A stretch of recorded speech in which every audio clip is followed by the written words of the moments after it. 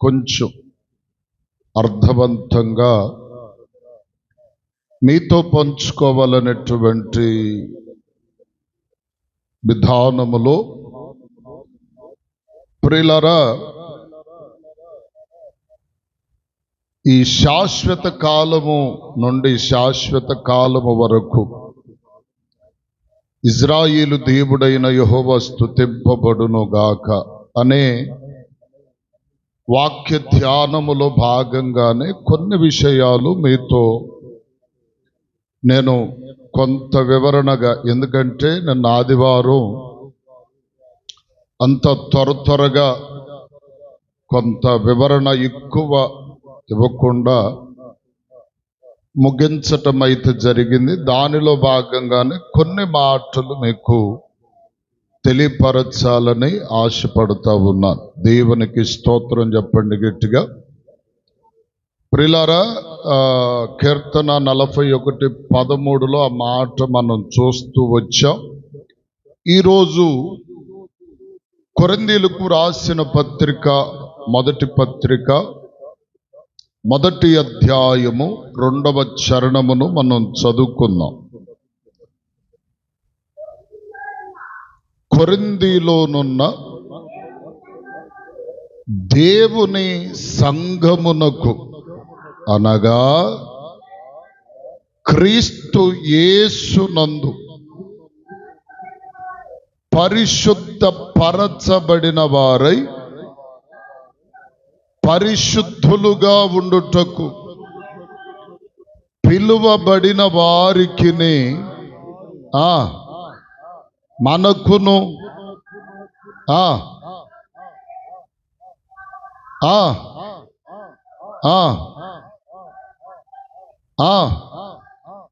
శుభమని చెప్పి వ్రాయునది. చాలు. దేవునికి స్తోత్రం చెప్పండి గట్టిగా. ఇక్కడ పౌలు గారు, అపోస్తలుడైన పౌలు కొరింథీ సంఘముతో మాట్లాడుతూ కొరింథీ సంఘానికి తెలియపరుస్తూ చాలా శ్రేష్టమైనటువంటి విషయాలు ఈ కొరింథీ పత్రికలు రెండిటిలో కూడా వ్రాసినటువంటి పరిస్థితిని మనం చూస్తూ ఉన్నాం. ఇక్కడ ప్రారంభములో మాట్లాడుతూ ఏమంటున్నాడంటే, కొరింథీలో ఉన్న దేవుని సంఘము అనగా యేసుక్రీస్తునందు పరిశుద్ధ పరచబడిన వారై అనగా పరిశుద్ధులుగా ఉండుటకు పిలవబడిన వారు. ఇక్కడ ఒక మంచి మాటను మనం చూస్తున్నాం. సంఘములో క్రీస్తు కొరకు పరిశుద్ధ పరచబడిన వారు అంటే పరిశుద్ధులైన వారు. వీళ్ళెవరట? పరిశుద్ధులైన వారు.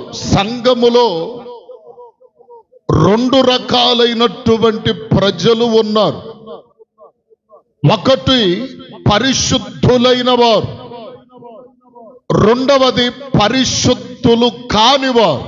అంటే సంఘములోనే కాదు, కుటుంబాలలోనే కాదు, గ్రామములోనే కాదు, దేశములో కూడా 2 రకాలైన వారు ఉంటారు.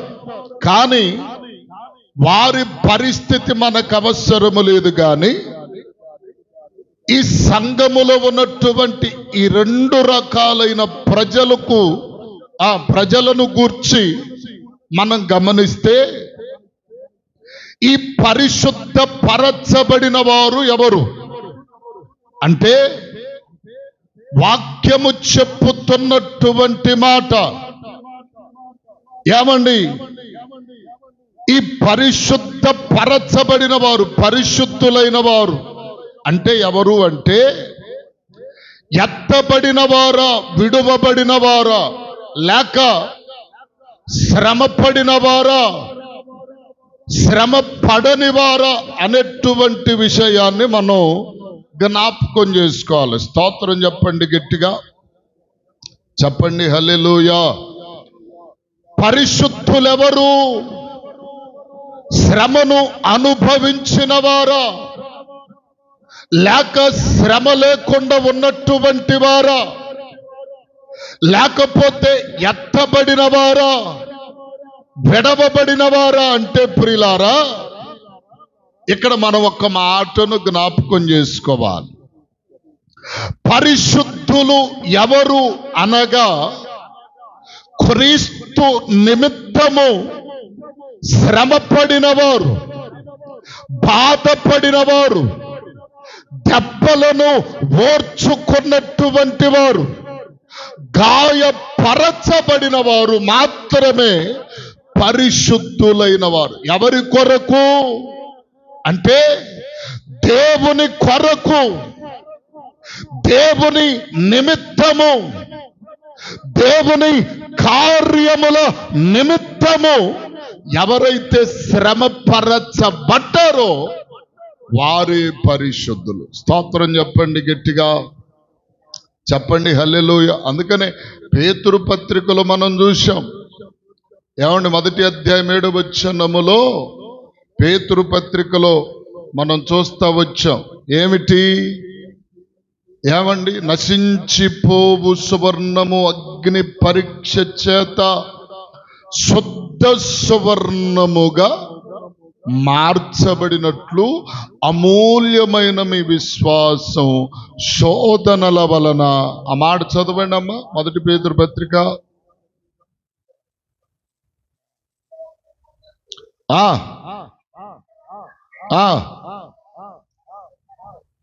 శుద్ధపరచబడుతున్నది కదా, అంతకంటే అమూల్యమైన మీ విశ్వాసం ఈ శోధనల చేత పరీక్షకు నిలచినదై క్రీస్తు యేసుక్రీస్తు ప్రత్యక్షమైనప్పుడు మీకు మెప్పును మహిమయు ఘనతయు కలుగుటకు కారణమగును. స్తోత్రం చెప్పండి గట్టిగా. అంటే ఇప్పుడు పాఠము ఏమిటయ్యా అంటే, సంఘము 7 ఏండ్ల శ్రమల కాలములో ఈ భూమి మీద ఉంటుందా, ఎత్తబడుతుందా అంటే, వాస్తవానికి ఇదిగో ప్రియులారా, 7 ఏండ్ల శ్రమల కాలమందు సంఘము భూమి మీదే ఉంటుంది. అందుకని ఇప్పుడు చెప్పబడింది, పరిశుద్ధులు ఎవరు అంటే క్రీస్తు కొరకు శ్రమను అనుభవించిన వాళ్ళు, శ్రమ పడినవారు. అంటే ఇంకొక మాట కూడా మనకు ఆ ఆలోచన రావచ్చు, శ్రమలలో సంఘమును దేవుడు విడిచిపెడతాడా, తోడై ఉంటాడా? ఏమండి, శ్రమలలో దేవుడు మనలను విడిచిపెడతాడా, తోడై ఉంటాడా అంటే, దేవుని వాక్యం తెలియజేస్తుంది, శ్రమలలో దేవుడు నీకు నిశ్చయముగా తోడై ఉంటాడు. హల్లెలూయా చెప్పండి హల్లెలూయా. ఎందుకు, ఎలాగూ మనం గమనం చేసుకోవాలి అంటే, ప్రియులారా, అగ్నిగుండములో కాల్చబడుతున్నప్పుడు దేవుడు ఇదిగో ప్రియులారా, ఏమండి, ఆ ముగ్గురితో పాటు తోడై ఉన్నాడు కదా. 40 ఏండ్ల కాలము దేవుని ప్రజలు ఇదిగో ప్రియులారా అరణ్యములో నడిపించబడుతున్నప్పుడు వారికి తోడై దేవుడు లేడా? ఇలా అనేక ఉదాహరణలను మనం చూస్తాం. శ్రమలలో దేవుడు మనకు నిశ్చయముగా తోడై ఉంటాడు. కానీ కొంతమంది ఏం చేస్తారంటే, శ్రమలకు తాళలేక, శ్రమలు తట్టుకోలేక, ఏమండి, బైబిల్ గ్రంథంలో మనం చూస్తాం, ఒక్క పూట కూటి కొరకు జ్యేష్ఠత్వపు హక్కును అమ్మివేసుకున్నాడట ఏశావు. అలాగే బువ్వ కొరకు కవర్లాడేవాళ్ళు ఉంటారు కదా, అమ్మో ఏడుంటాం అక్కయ్య ఆకలికి 666 ముద్ర ఏదో వందలే అదే చేసుకుంటే సరిపోద్ది. అందుకనే ప్రకటన గ్రంథం చూడండి, ప్రకటన 13వ అధ్యాయంలో 16 నుండి 18 వరకు చదవండి. మీకు ఒక కాగా కొద్దివారు గాని గొప్పవారు గాని ధనికులు గాని దరిద్రులు గాని స్వతంత్రులు గాని దాసులు గాని అందరును తమ కుడి చేతి మీదనైనను తమ నొసటి యందైనను ముద్ర వేయించు కొననట్లను, ఆ ముద్ర అనగా ఆ మృగము పేరైనను దాని పేరటి సంఖ్య అయినను గలవాడు తప్ప క్రయ విక్రయములు చేయుటకు వారికి తప్ప మరి ఎవరికి అధికారము లేకుండానట్లు అది వానిని బలవంతము చేయుచున్నది. బుద్ధి గలవాడు మృగము యొక్క సంఖ్య లెక్కింపనిమ్ము, అది ఒక మనుష్యుని సంఖ్యయే, ఆ సంఖ్య 666. ఇందులో జ్ఞానము కలదు. హల్లెలూయా. ఏంటంట? 666 ముద్ర వేయించు కొనని వానికి క్రయ విక్రయములు, బియ్యం కొనటానికి కానీ భోజనం కూరగాయలు కొనటానికి కానీ నూనె కానీ గ్యాస్ కానీ ఇక ఏదైనా హాస్పిటల్ కానీ బలహీనత వస్తే మెడిసిన్స్ కానీ లేక ఏది కూడా 666 ముద్ర లేకపోతే చెప్పండి ఎవరు కొనడానికి కూడా మనకు అధికారం లేదు. 666 ముద్ర చూయిస్తే నీకు ఇస్తారు, అన్నీ ఇస్తారు. లేకపోతే పప్పు దినుసులు, ఉల్లిపాయలు, కూరగాయలు, ప్రతి విధమైన కార్యక్రమాలు. ఇప్పుడు భోజనమునకు ఆకలికి తట్టుకోలేనోడు ఎవడు కొంతమంది ఉంటారు, వీళ్ళు ఏం చేస్తారు, పోయి బాబోయ్ ఈ శ్రమ ఆడబడతాం. అర్థం కాల, ఈ బాధలు ఆడబడతామని కుడి చేతి మీదనైనను నొసటి మీదనైనను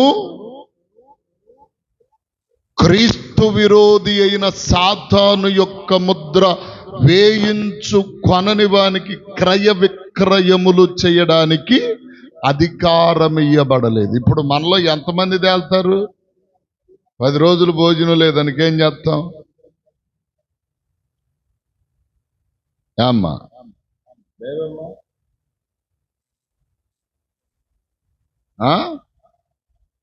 ఏం చేస్తాం? అమ్మా వేయించుకో, మీకేం తెలుసా, మా బాధలు మీకెవడికి తెలుసో అనేవాళ్ళు కూడా అప్పుడు కూడా బాగా గొంతు ఇంకా ఆకలి ఎక్కువ ఉంటుంది కదా, హల్లెలూయా భలేగా ఉంటుంది. అవసరమైతే నన్ను కొట్టడానికి కూడా వస్తారు. సపోజు నేను బతికున్న కాలంలో వచ్చిందే అనుకో,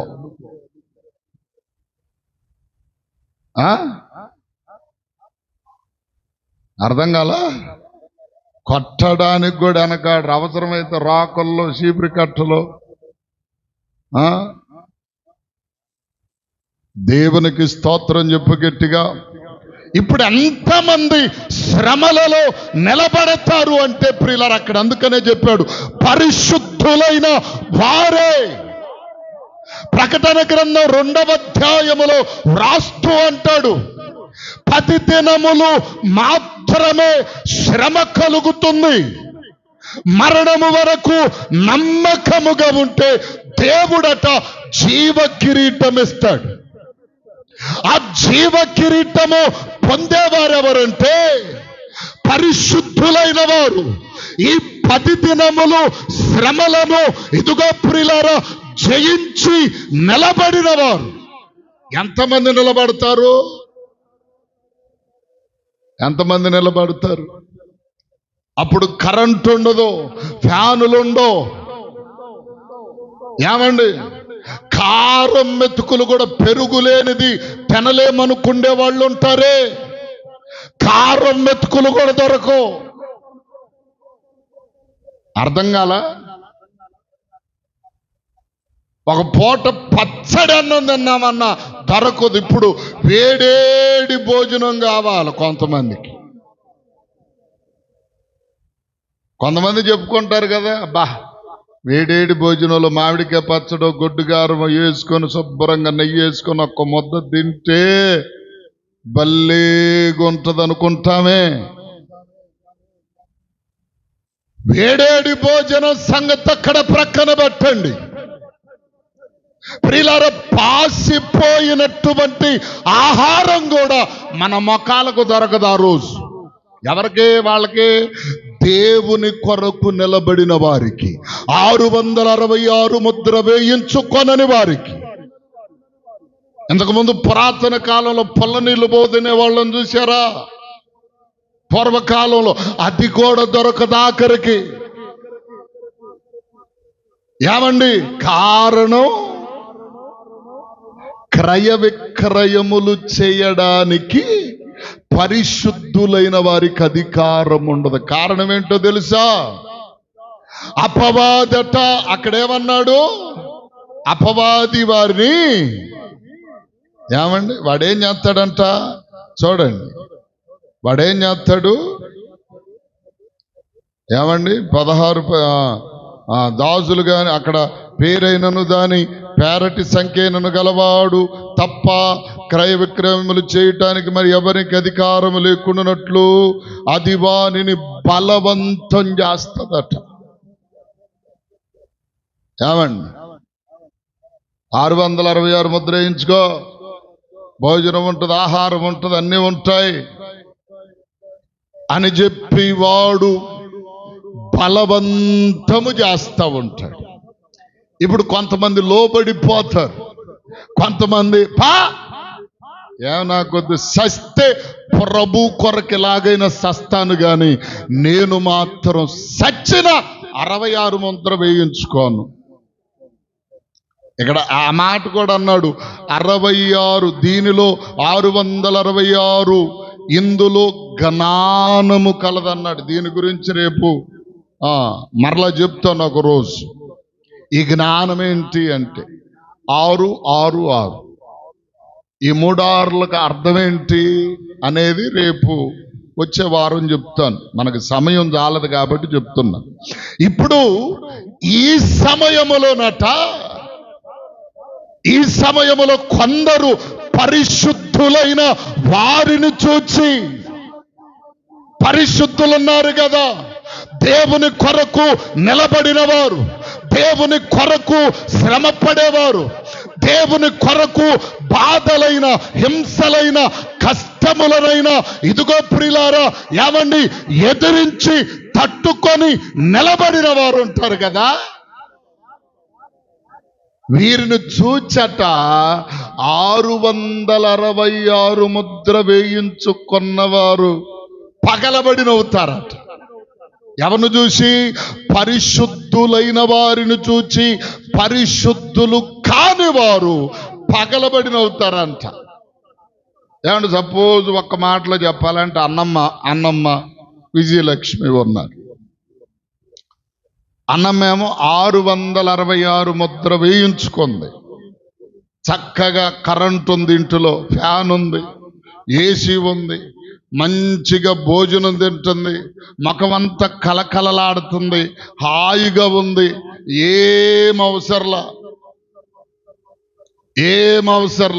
ఇబ్బంది ఏమి లేదు అనుకుంటా నవ్వుతా ఉంది, బాగుంది. ఇప్పుడు విజయలక్ష్మి ఏం చేసిందంటే 10 రోజులు ఇప్పటికి అన్నం తిని 10 రోజులైంది, కళ్ళు ఎంతెంత లోతుకెళ్ళాయి. ఏమంటే ముఖమంతా పీక్కిపోయి ఉంది, ఎండిపోయింది, తిండి లేక, ఏమండి తాగటానికి సరిగా నీళ్లు కూడా లేక, ఏమండి ఇబ్బంది పడుతూ ఉంది. ఇప్పుడు అన్నము చూసింది విజయం అని, ఎందుకు వదినా నీకు ఈ బాధ, ఎందుకు వదినా శుభ్రంగా నాకులాగా 66 ముద్ర వేయించుకో వదినా, బాగుంటది.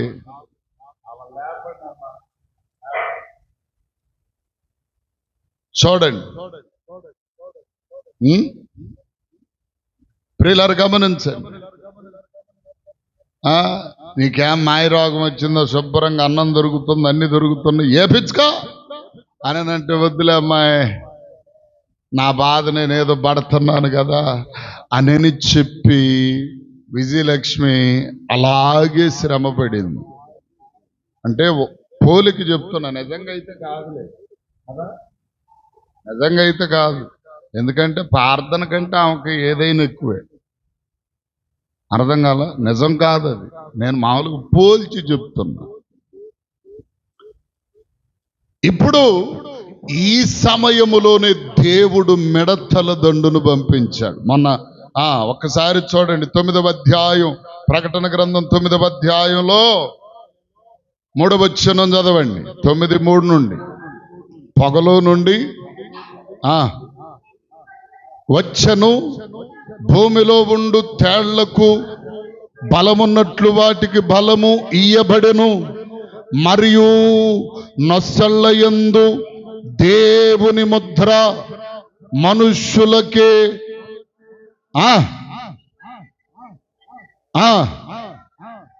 ఏ మొక్కలకైనను మరి ఏ వృక్షములకైనను వాటికి ఆజ్ఞ ఇయ్యబడెను, మరియు వారిని చంపుటకు అధికారము ఇయ్యబడలేదు గాని 5 నెలల వరకు బాధించుటకు వాటికి అధికారం ఇయ్యబడెను. వాటి వలన కలుగు బాధ, తేలు మనుష్యుని కుట్టినప్పుడు బాధ వలె ఉండును. ఆ దినములలో మనుష్యులు మరణమును వెదకుదురు గాని అది వారికి దొరకదు, చావవలెనని ఆశపడుదురు గాని మరణము వారి యొద్దకు రాదు. ఇప్పుడేమో మనకు చావాలన్నా గాని, ఆ మాట మాట్లాడినా గాని, కొంతమంది నైట్ పూట పొద్దుగూకుతుందనుకో, ఏమండి సావు వార్తేదని చెప్తే పొద్దుగూకునే ఈ మాటలు చెబుతాడు, నోరు మూసుకో అనేవాళ్ళు ఉంటారు కదా. ఇప్పుడు దేవుడు ఆ 7 ఏండ్ల శ్రమలలో 3.5 సంవత్సర కాలము పూర్తవుతుందన్నప్పుడు, ఇదిగో ప్రియులారా, అప్పుడట మిడతల దండును పంపిస్తాడంట. ఒక్కొక్క మిడత ఎంత ఉంటుందంటే, గుర్రము, ఇప్పుడు గుర్రం ఉంటుంది చూశారా, గుర్రము, మంచి బలిసిన ఎద్దు, ఆవు గాని ఉంటదే, అంత ఉంటదంట. వాటికి ఒక కొండ్రు, అంటే తేళ్లు కొన్నట్టు, మన తేళ్లు ఉంటాయే, మనం పెంచుకునే తేళ్లు కాదు, అక్కడక్కడ ఇటుకి రాళ్ళల్లోనో లేకపోతే తాడి చెట్ల జీపుల్లోనో తేళ్లు బాగుంటాయి. ఇప్పుడు నారుమళ్ళు వేస్తే నారుమడుల్లో ఎక్కువ ఉంటాయి. అవి కుడితే, తేలు కుడితే ఎట్టుంటో చూసావో, అబ్బో అయ్యో ఈ సలపురం తట్టుకోలేకపోతున్నాను. పాస్టరమ్మ గారికి ఒక రోజు ఎంత కొట్టిందని చెప్పాను కదా, ఎంతే ఉంది అది. రాత్రి అంతా ఆమె నిద్రబాల, నన్ను నిద్రబానిలా. ఆ మత్తు ఇంజక్షన్ ఉందే, అది తీసుకొచ్చేది సలపురం వచ్చినప్పుడల్లా మళ్ళీ ఒకసారి చేస్తాను. అంతా ఒక 2 పాయింట్లు చేస్తే మొత్తెక్కిపోయి అక్కడి వరకు నొప్పి తెలియట్లా. ఈరోజు 4ంటికి కుడితే రేపు మళ్ళా 4 దాకా నొప్పి ఉంది, అట్టాగే ఉంది. అయితే ఇక్కడ విషయం ఏంటంటే, ఈ తేలు కుడితే ఒక్కరోజే బాధ ఉంటది, లేకపోతే మినిమం 2 రోజులు ఉంటది. కానీ ఇదిగో ప్రియులారు, ఈ మిడత కుడితేనట 5 నెలల పాటు ఆ బాధ, ఏమండి, చెప్పుకో తరము కాదట. ఇప్పుడు ఇవేం చేస్తాయి? రావటం నొసటి మీద చూస్తాయి. నొసటి మీద చూసినప్పుడు దేవుని ముద్ర వాటికి కనబడుతుంది, మనకు కనబడదు. ఎవరు వేయరు దేవుని ముద్ర? పాస్టర్ గారు వేయరు, పాస్టర్మ్మ గారు వేయరు, బిషప్పులు వేయరు, ఎవడు వేయడు. ఈ ముద్ర దేవుడు పంపిన వాటికి మాత్రమే. మీకు ఒక మాటలో చెప్పుతాను. ఇదిగో ప్రియులారా, మోషే కాలములో ఏమండి, ఆ ఇజ్రాయేలు ఐగుప్తులో ఉన్న కాలములో దేవుడు ఏం చేశాడు ఏమండి? మోషే ద్వారా ఇజ్రాయేలులందరికీ చెప్పాడు. మోషే ద్వారా ఇజ్రాయేలులందరికీ చెప్పాడు, ఈ రాత్రి కాలం ఈ ఐగుప్తి ప్రాంతములో మహాఘోష వినబడుతుంది అర్ధరాత్రి వేళ అని చెప్పాడు. ఎందుకని? ఇదిగో దేవుని ప్రజలైన వారు, దేవుని పిల్లలైన వారందరూ కూడా చేయవలసిందేమనగా ఏమండి, ఏం చేయాలి? గొర్రె పిల్లను వధించే గొర్రె పిల్ల రక్తం మీ ద్వారపంద్రములకు, అడ్డకమ్మెలకు, నిలువు కమ్మెలకు పూయండి. సంహారకుడు వస్తాడు, ఎవరి గుమ్మమునకు ఏమండి వధించబడిన గొర్రె పిల్ల రక్తము లేదో ఆ ఇంటిలో పెద్ద కుమారుని చంపేస్తాడు అన్నాడు. ఇప్పుడు దేవునితో వచ్చినప్పుడు ఏం కనపడుతుంది అక్కడ? గొర్రె పిల్ల రక్తం. ఏ ఇంటికి లేదో చెప్పరే, ఆ ఇంటికి వెళ్ళి ఆ ఇంటిలో ఉన్న పెద్ద కుమారుని చంపివేస్తుంది. అర్ధరాత్రి ప్రజలందరూ గగ్గోలు పెడుతున్నారు, అయ్యో నా కుమారుడు. ఒక్కడు కాదు, ఇద్దరు కాదు, వేల మంది, లక్షల మంది ఐగుప్తీయుల ప్రాంతములో ఉన్న మగ పిల్లలు చాలా మంది చచ్చిపోయారు. ఇంకొక విషయం చెప్పాలంటే, ఇప్పుడు ప్రియులార, దావీదు కాలంలో దావీదు పిల్లవాడిగా ఉన్నాడు, గొర్రెల మందను మేపుతూ ఎక్కడో అడవిలో ఉన్నటువంటి వాడు. యెషయాతో చెప్పాడు దేవుడు, యెషయా అంటున్నా, ప్రియులార చూడండి, సమూయేలుతో చెప్పాడు, సమూయేలు నువ్వు యెషయా దగ్గరికి వెళ్ళు, యెషయా ఇంటికి వెళ్ళు, వారిలో ఒకడై ఉన్నటువంటి ఒక కుమారుని నా రాజ్యమునకు, నా సేవకు, నా పని కొరకు నేను ఏర్పాటు చేసుకున్నానని చెప్పాడు. చెప్తే ఇప్పుడు యెషయా దగ్గరికి సమూయేలు వచ్చాడు, అయ్యా దేవుడు నన్ను పంపాడు, దేవుడు తన రాజ్యం మీద ఆధిపత్యం నీ కుమారునికి ఇవ్వాలనుకుంటున్నాడు అనంటే, నా కుమారుడు ఒక్కడ కాదయ్యా, 7 ఉన్నారు, ఒకడేమో అడవిలో ఉన్నాడు, మొత్తం కలిపి 8 ఉన్నారు అన్నాడు. పిలిచాడు, 7 పిలిచాడు. ముందు ఆ 8వ వాడి సంగతి చెప్పలా, 7 మందిని పిలిచారు. వారు యుద్ధ వీరులు, బలశాలులు, మంచి కండ పుష్టి, యుద్ధములో నైపుణ్యత అంతా కలిగిన వాళ్ళు. పిలిచాడు. ఒక్కొక్కడు దొన్నపోతుల్లాగా ఉన్నారు ప్రియులారా. ఏమండి, ఇప్పుడు సమూయేలు ఏమండి హస్త నిక్షేపణము చేస్తూ, ప్రార్థన చేస్తూ, దేవుని అభిషేకం వారి మీద ఉందేమని చూశాడు. ఒక్కడి మీద లేదు, 7 ఒక్కడి మీద కూడా లేదు. మనుషులు చూస్తేనేమో కోస్తే ఒక్కొక్కడు ఊరికి జరిపోయేటట్టు ఉన్నాడు. అయ్యా వీళ్ళేనా, ఇంకెవడనున్నాడా అన్నాడు యెషయాతో. ఎవరో? సమూయేలు. అయ్యా ఒకడు ఉన్నాడయ్యా, ఆడు బొడ్డాడు, ఆడెందుకు పనికిరానాడు, గొర్రెలు కాచుకుంటున్నాడు, అతను పిలిపి అన్నాడు. పిలిపిస్తే ప్రియులారా, దేవుని అభిషేకం అతని మీద ఉంది. దేవునికి స్తోత్రం చెప్పండి గట్టిగా. ఎవరు రాయిలా, నొసట మీద ఏమి రాయిలా, అతని మీద దేవుని ముద్ర కనపడింది. వెంటనే ఏమంటే అభిషేకం ఇచ్చాడు, కొమ్ములో ఉన్నటువంటి తైలముతో అభిషేకం ఇచ్చి రాజ్యాధికారమును అనుగ్రహించాడు. దేవునికి స్తోత్రం చెప్పు గట్టిగా.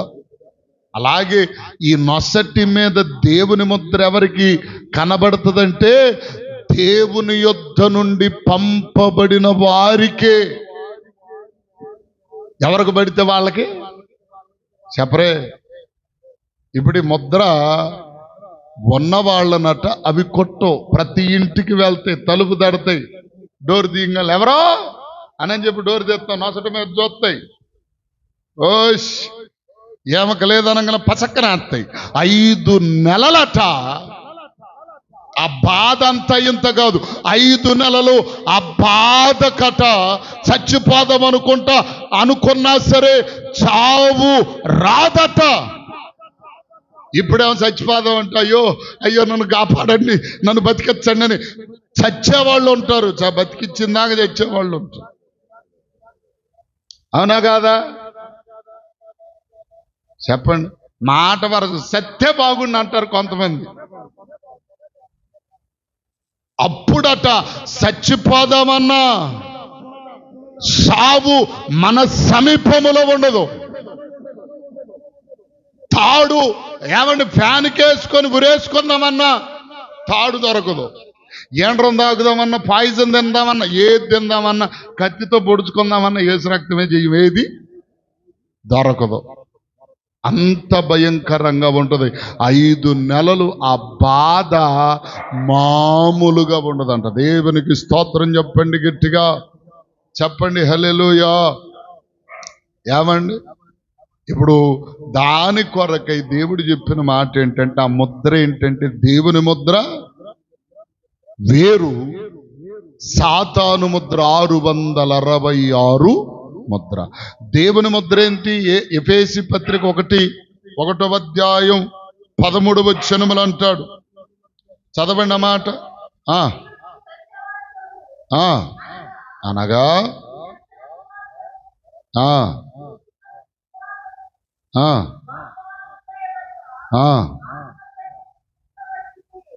దేని చేత?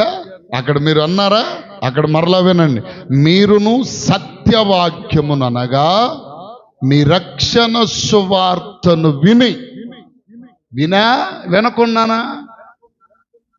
రక్షణ సువార్తననగా వాక్యమును విని క్రీస్తునందు విశ్వాసముంచి వాగ్దానము చేయబడిన ఆత్మచేత ముద్రింపబడ్డారు.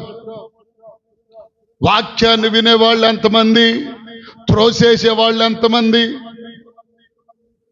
వినకుండా ఉన్నవారు ఆత్మచేత ముద్రింపబడరు. అవసరానికే, లేకపోతే చెప్పే మాటలు పెడచె వినబెట్టి, అర్థం కాల, ఆళ్ళ మీద కాపం వచ్చినప్పుడు ఈ శంగెట దులుపుతారు చూసారా, చే అన్నట్టుగా. ఎంత చెప్పినా ఓ వినుము సోదర పరమ గురుని బోధ, నమ్మిన తొలగు నరక బాధ. ఓ వినుము సోదర పరమ గురుని బోధ, నమ్మిన తొలగు నరక బాధ. ఏమండి వింటున్నావా బోధ?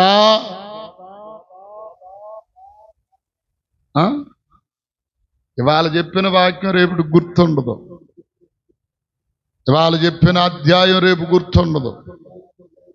అర్థం కాలే. ఏ రోజైనా బైబిల్ ఒక్కసారన్నా తెరచి బైబిల్ చదివితే కదా, చెప్పబడిన వాక్యాలన్నా చదివితే కదా, ధ్యానిస్తే కదా దేవుని మాటలు ఏడ జ్ఞాపకం ఉంటాయి. బైబిల్లో అపోస్తుల కార్యగ్రంథం 11:17 11:17 ప్రియులారా అక్కడ అంటాడు, ఒక సంఘం ఉందట, పౌలు శీలలంతటి వారు పౌలు బోధించిన సంగతులు అలా ఉన్నవో లేవో అని చెప్పి ప్రతిదినము లేఖనములను పరిశోధించారు. అంతేకాదు అదే ఎఫెసీ పత్రిక 4:30 అంటాడు, ఇదిగో అంత్య దినము వరకు మీరు ఆత్మలో ముద్రింపబడిన వారై ఉన్నారు.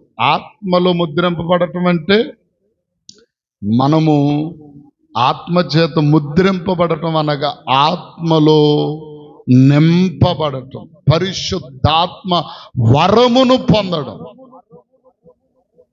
అది మన దగ్గర ఉందా లేదా? హల్లెలూయా, హల్లెలూయా, చెప్పండి హల్లెలూయా. ఏమండి ఇంకొక విషయం చెప్తాను మీకు. విడిదంతా ప్రభు రానే వస్తాడు.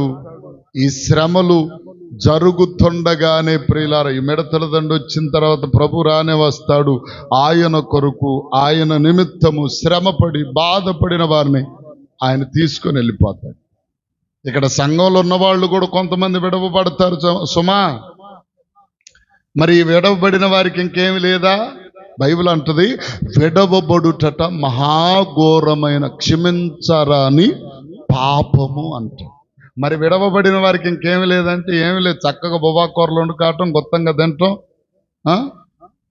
ఏసీ రూముల్లో హాయిగా నిద్రపోవటం అనుకుండేరు. కాదు, అప్పుడు ఇంకా 7 ఏండ్లు ఉంటుందంట శ్రమ వాళ్ళకి. ఎవరికి? విడవబడిన వారికి. ఇప్పుడు పనులు పాటలని దేవుని సన్నిధిని విడిచిపెట్టి జంజామతంగా ఆహ్లాదకరంగా హాయిగా ప్రియులారా మన పనులు, మన కార్యక్రమాలు, మన తిండి, మన పోషణ, మన బట్ట, మన బంగారం అన్ని ప్రియులారా మూటగట్టుకొని పరుగులిడుతూ ప్రయాసపడుతూ ఉంటారే, వారోజు దేవుని కొరకు శ్రమపడి నిలవబడలేక వాళ్ళు ఏం చేస్తారు? విడవబడిపోతారు. విడవబడిన వారికి కలిగేటువంటి శ్రమలు ఇంచుమించుగా 7 ఏండ్ల కాలం ఉంటావు. అవి ఎలా ఉంటాయో చూడండి. మత్తయి సువార్త 24 చదవండి. 20 ప్రియులారా 24 అధ్యాయంలోనికి రండి. 24 దయచేసి ప్రియులారా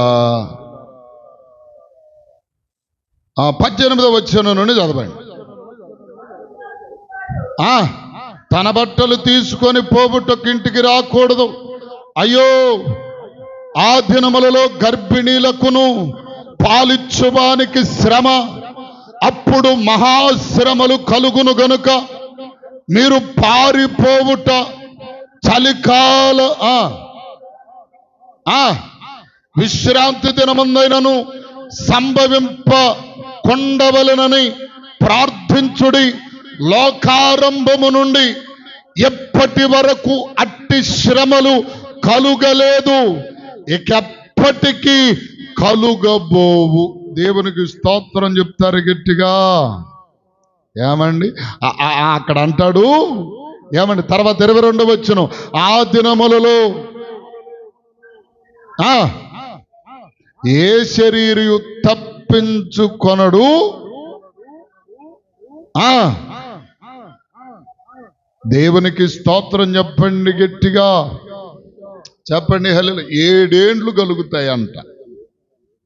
ఈ శ్రమలు విడవబడితే ఇంకెట్టుంటుందో తెలుసా? అబ్బబ్బబ్బ భలేగా ఉంటుంది, భలేగా ఉంటుంది.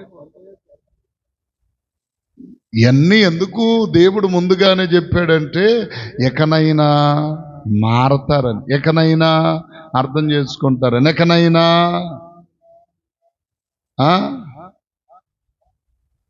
లోకంలో ఎవడికుండే పనులు ఆడుకున్న, ఎవడ తిండి, ఎవడ గోల, ఎవడ కుటుంబం, ఎవడ కార్యక్రమాలు వాడికి లేవా?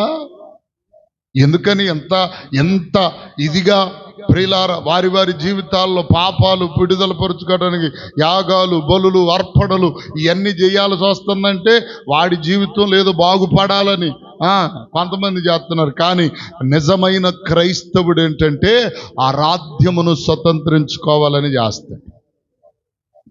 మరి ఇదంతా ఇదిగో ప్రియులారా, ఇది ఎందుకు జరుగుతుందంటే దేవుని కొరకై నిలబడని వారికి 7 ఏండ్లు మహాశ్రమ కలుగుతుందట. లోకారంభము నుండి ఎప్పటి వరకట్టి శ్రమ ఎప్పుడు కలగలేదు, ఎప్పటికి కూడా కలగదు. ఆ శ్రమంలో ఏమండి జాన్ తక్క తినని పలక దరువు ఒకటి ఉంటుంది. ఆ దరువు ఉంటుంది అన్నమాట. దేవునికి స్తోత్రం చెప్పండి గట్టిగా. ఏమండి అందుకనే ఇకనైనా చెప్పండి. ఇప్పుడు దేవుడు ఒకటి చెప్పాడంటే, ఇప్పుడు నేనేం చేశానంటే పొయ్యిలో మంట పెడతా ఉన్నాం. ఒకసారి ఆ మంట తగిలింది, నాకు చర్మం అంతా ఊడిపోయింది. మాట చెప్తున్నా ప్రియులారా, చర్మమంతా ఊడిపోయింది, బొబ్బలు ఇచ్చినాయి. చాలా రోజులు బాధపడ్డా. ఇప్పుడు నా పిల్లవాడు ఏం చేశాడంటే వెళ్ళి మళ్ళీ పొయ్యిలోనే చేయి పెట్టబోతుంటే నేను చెప్పాను, రే నాన్న ఒకప్పుడు పొయ్యిలో చేయి పెడితే తోలంతా ఊడిపోయిందిరా, కాలిపోయిందిరా, బాధపడ్డానరా అని చెప్పా. వాడేం చేశాడు, విన్నాడు. విన్నాడు కాబట్టి నిజమేననుకుంటా, చాలా బాధ అనుకుంటా, బాగా ఇబ్బంది అనుకుంటాను విన్నాడు. విన్నప్పుడు వాడి జీవితంలో అటువంటి శ్రమ కలగదు. వినకోకుండా నాకు తెలుసులేనని చెప్పి వెళ్ళి చేయి పెట్టాడు. ఈడికి కూడా ఏమైంది? బొబ్బ ఎంతలావది వచ్చింది, తోలు ఊడిపోయింది, 10 రోజులు ఏసు రక్తమే చేయం, మామూలుగా లేదు. సరే, రేపు నేను చచ్చిపోయాను, వాడికి పెళ్ళయింది, పిల్లలు పుట్టారు. పిల్లలు పుడితే వాడి కొడుకు కూడా వెళ్ళి ఏం చేయబోతున్నాడు? ఇప్పుడు చేయి పెట్టబోతున్నాడు మంటలో. భలేగుంది, ఎర్రెర్రగా.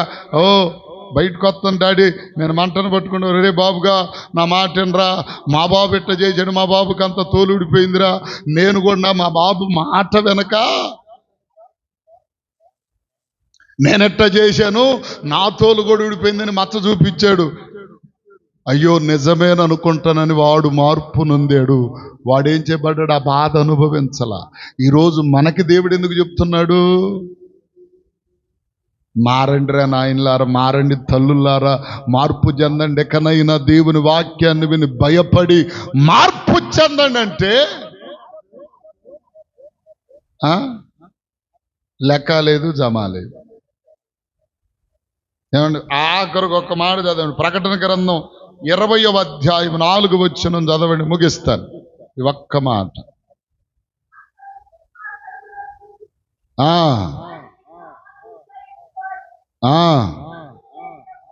విమర్శ చేయుటకు క్రూర మృగముకైనను దాని ప్రతిమకైనను నమస్కారము చేయక తమ నొస్సల్ల యందు గాని చేతుల యందు గాని దాని ముద్ర వేయించుకొనని వారిని యేసు విషయమై తామిచ్చిన సాక్ష్యము నిమిత్తము, దేవుని వాక్యము నిమిత్తము శిరచ్ఛేదనము చేయబడిన వారి ఆత్మలను చూచితిని. వారు బ్రతికిన వారై 1000 సంవత్సరములు క్రీస్తుతో కూడా రాజ్యము చేదురు. ఇక్కడ ప్రియులారా 14 వచనాల దాకా వారి గురించి రాయబడి, దేవుని కొరకు శిరచ్ఛేదనం చేయబడ్డారు. ఏమండి, బాధపరచబడ్డారు, గాయపరచబడ్డారు, హింసలు, బాధలు అనుభవించారు. ఈరోజు దేవుని కొరకు 10 అడుగులు దూరం వెళ్ళాలన్నా కానీ అబ్బాయి ఎవడు నడుస్తాడు? పాండ్య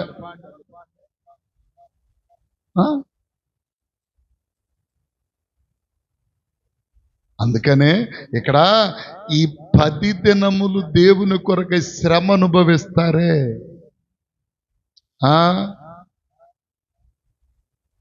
వారట 1000 ఏండ్లు దేవునితో చెప్పరే. ఏమండి, క్రీస్తుతో కూడా రాజ్యము చేస్తారంట. సంవత్సరములు క్రీస్తుతో కూడా రాజ్యము చేసి ఆ 1000 ఏండ్లు సంవత్సరములు గడచు వరకు కడమ ముద్రలు. చదవండి అమ్మ, నాకు ఈ కళ్ళు. 5వ వచనం, 6వ వచనం, 6వ వచనం, 5వ వచనం చదువమ్మా. కడమ మృతులు బ్రతుకలేదు, ఇదే మొదటి పునరుద్ధానము. ఆ మొదటి పునరుద్ధానములో పాలు పొందువారు ధన్యులు, పరిశుద్ధులనయ్యుందురు. ఇట్టి వారి మీద 2వ మరణమునకు అధికారము లేదు.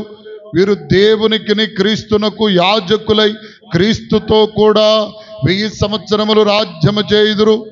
7వ వచనం, 1000 సంవత్సరములు గడిచిన తర్వాత సాతాను తన్ను తాను చెరలో నుండి విడిపింపబడును. భూమి నలుదిశల నుండి జనులను లెక్కకు సముద్రపు ఇసుక వలె ఉన్న గోగు మాగోగు అనువారిని మోసపరచి వారిని యుద్ధమునకు పోగు చేయుటకు వాడు బలవంతం చేస్తాడు. దేవునికి స్తోత్రం. ఇక ఇవన్నీ టైం అయిపోతుంది కానీ విషయం చెప్తున్నాను. మొదటి పునరుద్ధానములో ఎవరు పాలు పొందుతారంట? పరిశుద్ధులు, క్రీస్తు కొరకు శ్రమపడిన వారు, బాధపడిన వారు, హింసలు అనుభవించిన వారు. అర్థం కాల? ఈరోజు ఫ్యాన్ లేకపోతే దేవుని కొరకు కాసేపు కూర్చోలేం, నిద్రగాచి దేవుని కొరకు ఉండలేం. అర్థం కాల? ఇది శ్రమ కాదుగా, అవునా కాదా? ఒక్క 10 నిమిషాలు, అరగంట, గంట లేట్ అయితే దేవుని కొరకు ఉండలేం. యాకోబు రాత్రంతా దేవుని కొరకు పెనుగులాడాడే. మనకు అట్లాంటిది ఉందా? లేదే. హల్లెలూయా చెప్పండి, హల్లెలూయా. ఎక్కడుంది మనకి? కాసేపు ఉంటాం, ఇట్లా అంటాం.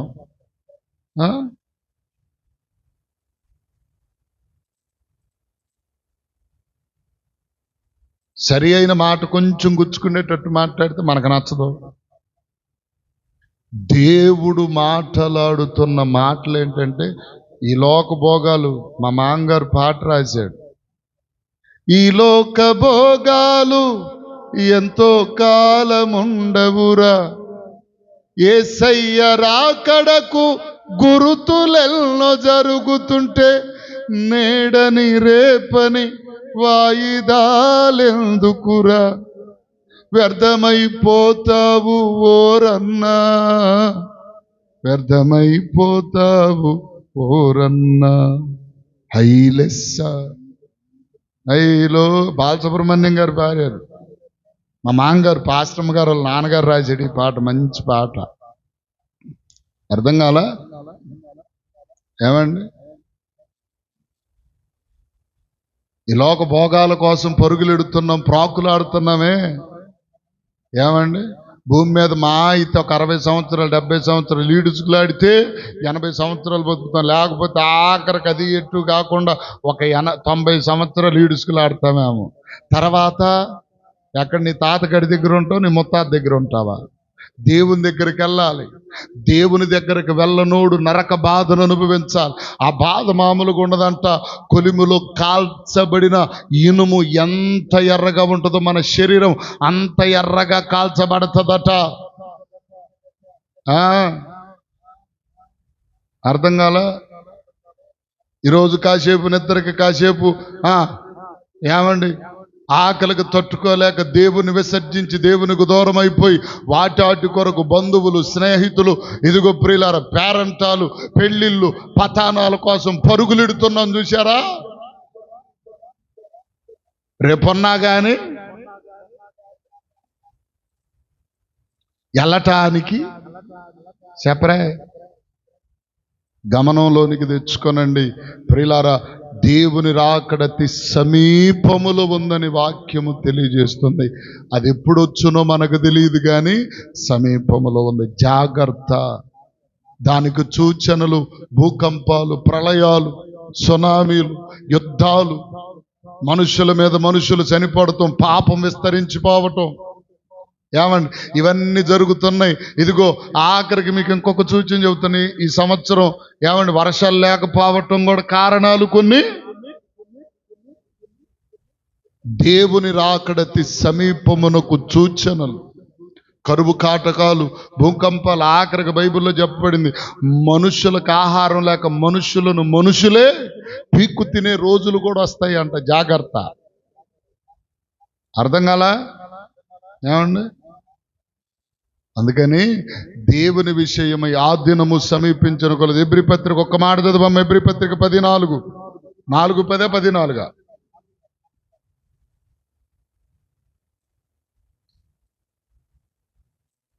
14. 14 అని అనుకుంటా.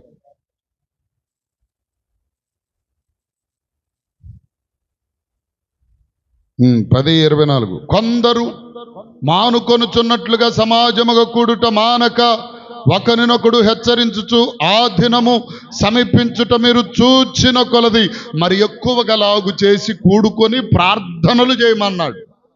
ఏ దినం సమీపించిన కొలది? దేవుని రాకడి దినం, శ్రమలు కలిగే దినం వస్తుంది అనుకుంటే మరి ఎక్కువగా కూడుకొనండి, ప్రార్థన చేయండి. అందరూ ఒకరినొకరు అమ్మాయి ప్రార్థన రండి అని చెప్పి. ఏమండి? నీకేం సమయం లేదు, టైం చాలదు. పొద్దుగూకులు సీరియల్ చూస్తావు, పొద్దుగూకులు టీవీ ఎదురు పెట్టుకొని చూస్తావు. ఏమండి, పిల్లల్ని ఆడించుకుంటూ ఇంకా పనులు చేసుకుంటూ ఎప్పుడు చచ్చిపోతే ఎవరు చేస్తారండి? ఎవరు చేస్తారు? రేపు చచ్చిపోతే ఎవరు చేస్తారు? ఇవన్నీ ఎవరు చేస్తారు?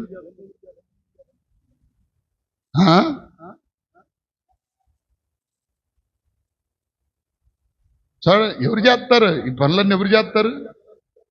సపోజ్ మాట చెబుతున్నా, నేనే ఉన్నాను, పిల్లల్ని బాగా చదివించాలి, అంతా చెయ్యాలి, ఆశలు ఎన్నో ఉన్నాయి, తెల్లరేలేక టుక్కుమన్నా ఎవడు చేస్తాడు? నీ తాతగాడ ఉన్నవాళ్ళు ఎవడో ఒకడు చేసుకోడు. అట్లాగే దేవుని విషయమై మనం ఏం చేయాలా? ఏం చేయాలి? తెల్లారేపాటికి పెళ్ళికి వెళ్ళాలి. రేపు సోమవారం, వచ్చే సోమవారం, వచ్చే సోమవారం 30వ తారీఖు ఆదివారం వచ్చింది. 31వ తారీఖు చెన్నైలో పెళ్ళి. వెళ్ళాలి. అబ్బో రెందుగా ఉన్నాను అనుకో. దేవునికి ఇష్టం లేదు అనుకేం చేస్తాం? ఎవడు వెళ్తాడు? పాశ్రమ గారు వెళ్దాం. ఎవరు వెళ్ళరు? ఏం చేయాలి? బాగాలేదు, వెళ్ళాలన్న తెల్లారిలేక చలి జర అంటా వణుకుతా కూర్చొని ఎవడేం చేస్తాడు? బాగుంటేనేమో ఉబలాటం, బాగపోతేనేమో మంచం మీద అబ్బా. గమనించండి. అందుకనే జాగ్రత్త. ఇవన్నీ హెచ్చరికలే. నేనేదో మిమ్మల్ని ఏదో కించపరిచి మాటలాడటానికి కాదు, కానీ అర్థం కాల. దేవుని కంటే ఈ లోకంలో నీకు ఎక్కువ ఏది కాకూడదో ఉండకూడదు. దేవునికి స్తోత్రం చెప్పు గట్టిగా. అది భార్య అయినా, బిడ్డలైనా, కుటుంబమైనా, తిండైనా, వస్త్రాలైనా, బంగారమైనా, ఇక మిగతా గెడ్డేదైనా సరే. అర్థం కాల. దేవుని కంటే ఏది ఎక్కువ చెప్పు కాకూడదు.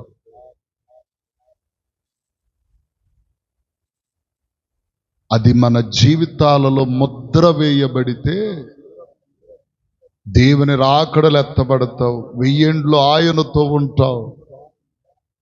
ఏమండి, 2వ మరణం నీ సమీపమునకు కూడా రాదు. రాజ్యమేలతో దేవుని బిడ్డలతో రాజ్యమేలే ఆధిక్యత దేవుడు నీకు ఇస్తాడు. అలాంటిది మనకు రావాలంటే మనం పరిశుద్ధులుగా ఉండాలి. దేవుని కొరకు శ్రమ పడాలి. నిందలైన, అవమానాలైన, కష్టాలైన, అనేకమైన బాధలైనా సరే పడాలి. ఇంకొక మాట చెప్తున్నాను, దేవుని సన్నిధిని విడువక నడిపించబడాలి. అట్టి కృప, ఆధిక్యత ప్రభు మనకిచ్చునుగాక. చెప్పండి అందరూ ఆమేన్. అట్టి కృపలో మనలను ప్రభు బలపరిచి నడిపించునుగాక.